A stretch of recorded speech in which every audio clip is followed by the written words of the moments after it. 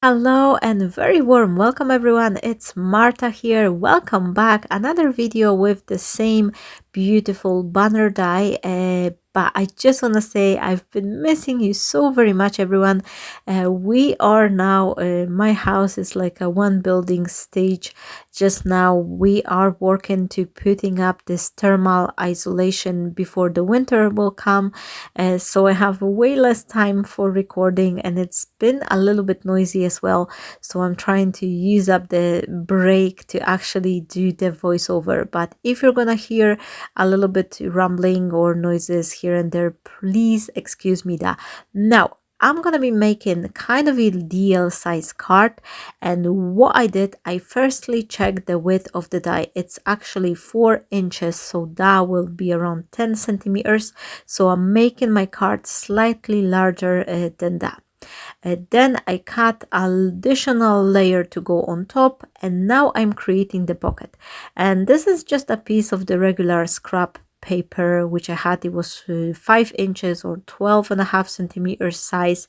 And what I did here, I score it around the largest die to help me to create the pocket. So I score it on both sides, and then I kind of check how tall I want my pocket to be, and then I just chop the remaining bit and score on the bottom as well. You will see that in a second. Once I will chop off the corner, that will give you the shape of that pocket, which will help me to, put my secret message inside.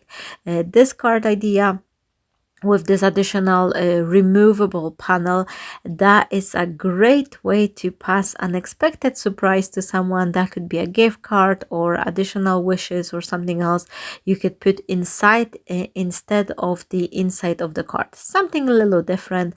It's always good to experiment, to change up the things a little bit here and there, so your card making is never boring. Now I'm using the X-Acto knife, but if you have the trimmer or guillotine, you can do it easily there as well. I just wanted to show you that you're not always need that expensive tools. You're not always need to buy everything, because sometimes you can swap the things even with the expensive tool.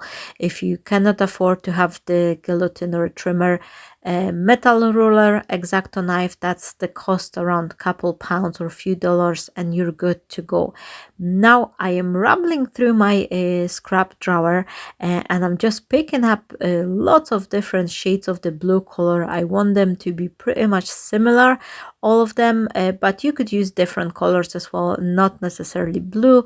I've decided that this is gonna be a leading color for my today's card, but that will be working well if you have lots of different colors as well, like a rainbow color combination or different things. Whatever you have in your scraps, this is a great idea to use up. Here I'm using this banner die, which the company has actually gave me the link with 25% coupon code. So if anyone is interested, the link will be down below in the description, or I leave it in the comment as well for you to see. But if you have anything like that, or if you have similar nesting die, you can also give them a try and see maybe you could create the pocket with different shape, like use the nesting oval dies or anything like that. The world is your oyster, and always have a look on your dice and try to see if you can use them up in different way than just the basic use. This is what I'm doing here with these dice. Since I received those sets of those dice from the Kokorosa company, I've been sharing with you lots of different ways for the same dice set, so you could make sure you have the best use out of these or your own dice. Always experiment, try to mix and match them, different sets, different companies, not always the same one. Just set one against another and you'll be surprised how many good ideas you can come up with, the things which you already own. Now I'm securing my tags with the masking tape just a little bit, so they're not gonna be sliding off from my cutting plate, because my plates are now really wonky. I've been using those for over a year, but they are good, they're making their job, so I'm not investing more money in buying the new one. But at some point I think I will have to reorder a new set as well. These are different plates than the cutting machine I'm using, but I switch it because I think it's just giving me the better result. I've been mentioning it several times so far, I don't think I just want to repeat myself once again. But if anyone will be interested, just give me a shout and I'll do a video about it. Now, here I am using the liquid glue and all those frames which I'm gonna be using underneath as a shadow piece. They're just empty inside because no point for wasting the paper. I just cut them from the same cardstock. I could possibly do it the same with the other banners, but I have lots of scraps. Plus I really wanted to have different finishing touches, like different design papers, so there will be a little bit differentiation in between the layers. Here I am checking my envelope where I'm gonna be cutting, and I actually see that my envelope is a little bit too white for this banner, because I can see the white peeking through from underneath. So I will sort that in a second, but in the meantime I am working on my composition, and each time I am adding new layer I'm actually chopping it straight away, and I'm using the first one on the bottom as my reference point.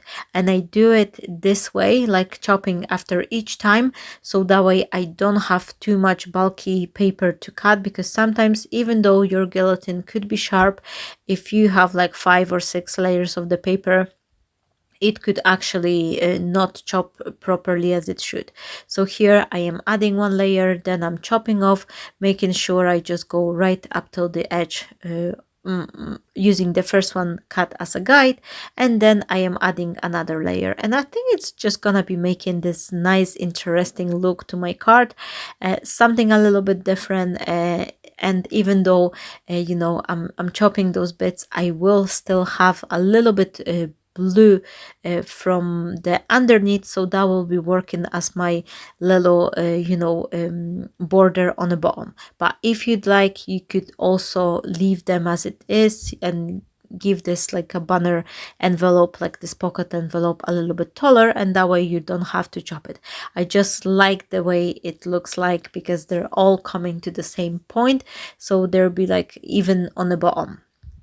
So here I'm gonna be adding this additional piece of the blue color card that's gonna be acting as my mat for the front panel, but it will also provide me with this blue color border, which will be visible on the bottom of the pocket. So that will be, looks like the pocket is not chopped, but it actually has this blue finishing on the end. Here I'm adding additional layer of the blue color cardstock, which is gonna be my front layer, which is gonna be set on this white mat. And now this is what I was mentioning, my envelope is a little bit too loose, because I've made it a little bit wider than I actually should, but it doesn't really matter. Paper is very forgiving. I've been saying it lots of the time, and all you really have to do is just create another scoring line a little bit towards the inside, and I'm just making sure it's a little bit tighter, and then I'm just pressing under the new scoring line, so that'll be just working fine. So easy fix, doesn't really take in much effort. It's just adding additional scoring lines, so that will be a little bit more tighter. And also remember that the how tight your pocket is, this will depend on the things you want to add inside your pocket. If you want to add something a little bit bulkier, like not just plain cardstock, but add the gift card or something like that, maybe it will be a good idea to make it a little bit loose, a little bit more loose, so you have the space to fit up your gift card. Here I am just working around this panel, making sure I have enough space to slide something inside, you can see here, and then I will put my nice layer made with this banner on front of it, so no one will really see it, and it's just gonna be looking like a regular card dress up. Here I've decided to add additional texture to this panel, so I'm placing it on my scoring board, and I'm just using the scoring tool to create those vertical lines. I think it's just adding something extra, and it's just making looking this panel a little bit more interesting.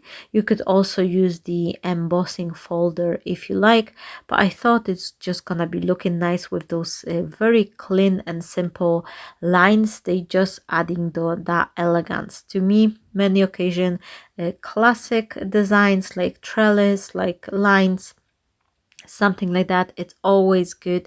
It's never go old, and even after years and years, this is the same thing I've been doing since several years. It's never goes out of date.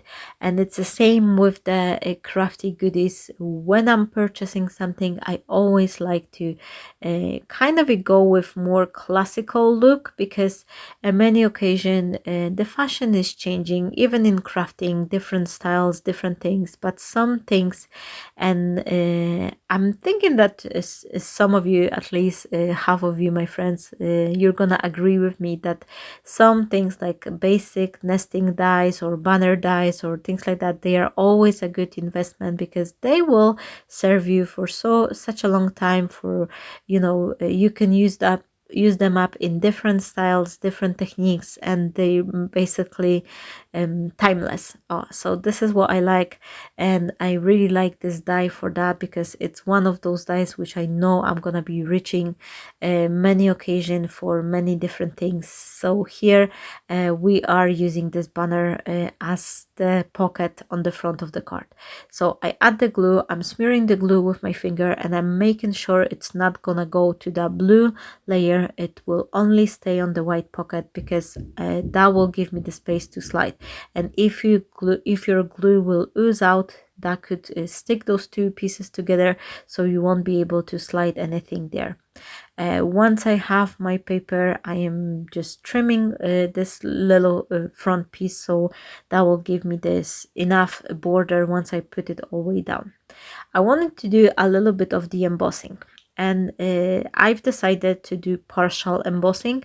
And this is something which from time to time I was experimenting with. However, I've made one mistake here, but I will tell you what I did in a second. Now, I've cut a couple of the pieces with the scrap papers, and I use a little bit thicker one to create this kind of like a pocket piece, which looks exactly like a pocket. And this piece is actually looking exactly the same size as the piece of the cardstock, which I am intending to slide into my little pocket. So you could see here, this is this white piece which is already in a card, and now I am creating additional pressure on my embossing folder, so that way once it's going to be pressed, it will only press in this piece which is here. However, what I did, I should put my paper a little bit higher up and actually add it to the top part of my embossing folder, and that way I should not go past all the way up in my die cutting machine, because that way it create me this ugly line where the embossing folder was finishing. So what I did instead, I'm just gonna masking it off with the piece of the white card. So I'm using additional scrap piece of the cardstock, and I'm just gonna be adding this reverse fishtail, so that will be marking off the line from the embossing folder. However, if I would do it back again, this is what I would do. I would press this paper which I was embossing right up till the top of the embossing folder, and then put my additional layer up till the top, and that way when I would be embossing, I would just emboss till the end of this marking, rather than the whole embossing folder through, because once it was passing the whole embossing folder, the end is just create me this ugly line which I didn't like. So that was the mistake. It's something to consider for the next time, or work a little bit more on improving the technique. Or maybe if I had a little bit thicker press for my embossing folder, the one which I've made from the cardstock, that will be give a little bit more pressure, and that way the finishing line would be less visible. Anyway, I've marked it off. I'm happy with the way it is, and I actually quite like the white cardstock there. So that will be something you can also cut from pre-printed wishes or something, or add additional space to adhere your gift card, and that way you can put a little information like pull up or something for the recipient to, you know, actually find out that, hey, there's a something hidden here. To finish off this card, I've decided to actually turn it into a Christmas card. The Christmas is still, you know, a few months away, but in my head, I'm starting to panic that I'm not going to be making enough Christmas card which I need for this year. So every occasion when I'm working, I'm just trying to seek like, okay, is it going to be working as a Christmas card? And this design was quite plain. So I thought it will be looking good if I'll add a little bit, like a couple die cut pieces as a snowflake, as the you know, main focal point. And I think this card is looking really nice. Let me know what you think, and if you're watching up till this point, please say hi, please give a like or share if you can.